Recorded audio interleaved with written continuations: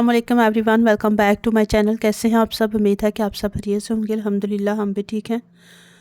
उम्मीद दुआ है कि आप जहाँ रहें खुश रहें। अल्लाह ताला हमें ज़्यादा से ज़्यादा रमज़ान में इबादत करने की तौफीक अता फ़रमाएँ और हमारे गुनाहों की बख्शिश फ़रमाएँ। आमीन सुम्मा आमीन। और शुरू करते हैं आज का व्लॉग। ये हमारी थोड़ी सी थी अफ्तारी का मेन्यू जो स्टार्ट में आप लोगों के साथ शेयर किया। ये मैंने स्वीट पोटैटो बनाए थे। स्वीट पोटैटो इधर से मिल जाते हैं, जिसको हम पाकिस्तान में आम अपनी लैंग्वेज में शकरकंदी बोलते हैं। तो मैं जब पटेल बाज़ार गई, इंडियन बाज़ार है उधर से, तो मैंने देखे तो मैं लेके आई। उनको मैंने बॉईल किया और मैं आपको ये भी बताऊंगी कि किस तरह मैंने इनको बॉईल किया। वैसे तो हम वाटर डाल के तो उसमें बॉईल करते हैं जिस तरह पोटैटो बॉईल करते हैं, लेकिन इधर मैंने ना मैक्रो में रख के प्लास्टिक के बाउल में तो बहुत जल्दी से हो जाते हैं।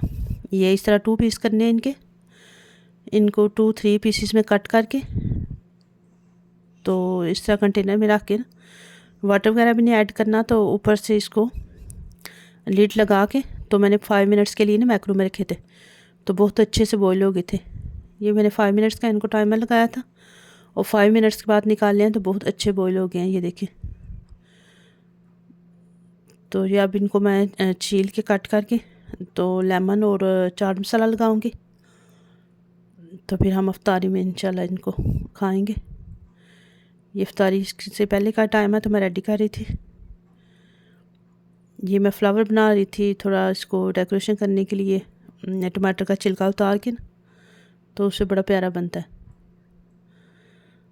तो जो उसके अलावा हमने शॉपिंग की थी थोड़ी बहुत ईद की। मेरे हस्बैंड ने जाना था डॉक्टर के पास, तो उन्हें जाते हुए सोचा, ब्लड टेस्ट था उनका,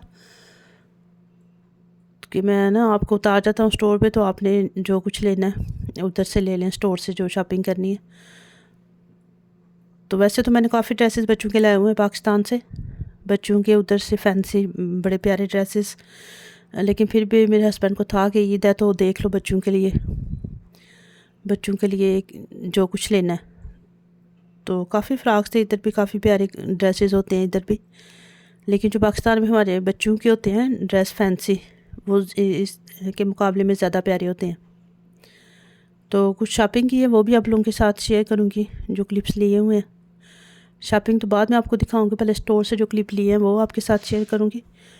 और इसके अलावा जो वजीफ़ा मैं आज का अमल आप लोगों के साथ शेयर करूँगी, ये 16 रोज़े का है, 16वें रोज़े का। ठीक है, 16वें रोज़े को आपने जब भी कोई हर नमाज के बाद भी आप इसको पढ़ सकते हैं, लेकिन इशा की नमाज़ के बाद, खसूसन आपने इशा की नमाज़ के बाद या फजर की नमाज़ के बाद,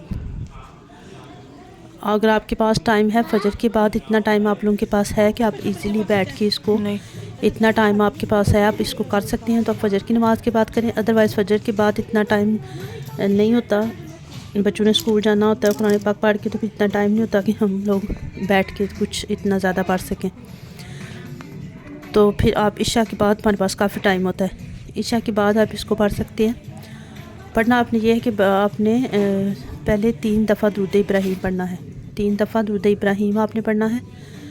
दुरूद इब्राहीम पढ़ने के बाद एक तस्बीह हमने अस्तगफिरुल्लाह की हमने एक तस्बीह पढ़नी है, 100 की तस्बीह अस्तगफिरुल्लाह की तस्बीह पढ़ने के साथ हमने सूरत कुल हुवल अहद है, उसके बाद उसमें जो अल्लाह समद, पूरे हमने कुल हुवल अहद पूरा नहीं पढ़नी सूरत, बल्कि हमने सिर्फ़ अल्लाह समद जो उसकी आयत है, अल्लाह समद, हमने सिर्फ़ वो आयत 100 तस्बीह पढ़नी है।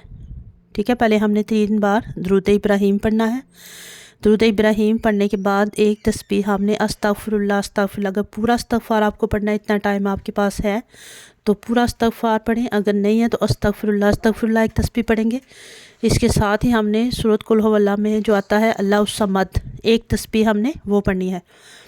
फिर हमने दोनों चीज़ें पढ़ने के बाद 3 दफ़ा दुरूद इब्राहीम दोबारा से पढ़ना है और पूरे हशू हजू के साथ, पूरी लगन के साथ अपने अल्लाह के हजूर में हाज़िर हो के गिड़गिड़ा के रो के अल्लाह ताला से दुआ मांगनी है। जो भी आपकी हाजत है, जो भी आपकी प्रॉब्लम है, जो भी परेशानी है, रिश्ते की परेशानी है या मकान नहीं है किसी के पास, या रिज़्क़ की तंगी है, जॉब नहीं है, कोई भी आपको किसी किस्म की प्रॉब्लम है, तो आप अपने अल्लाह ताला से दुआ मांगें। ये बहुत ही पावरफुल वजीफ़ा है, अमल आप इसको कह सकते हैं, वजीफ़ा कह सकते हैं, अल्लाह ताला की कलाम है। कहने से क्या होता है कि वजीफ़ा या अमल है, मकसद तो है हमारा अल्लाह ताला से मांगना, अपनी हाजात को अल्लाह ताला के सामने बयान करना। तो आप इसको करें इंशाल्लाह 15वां रोज़ा तो अब शुरू हो गया, 16वें इफ्तार में रोज़े भी आप इसको कर सकते हैं। तो जो भी आपकी हाजत है, जो भी परेशानी है, अल्लाह ताला से वो मांगे, तो इंशाल्लाह अल्लाह ताला अपने फजलो करम से उसको ज़रूर पूरा करेंगे।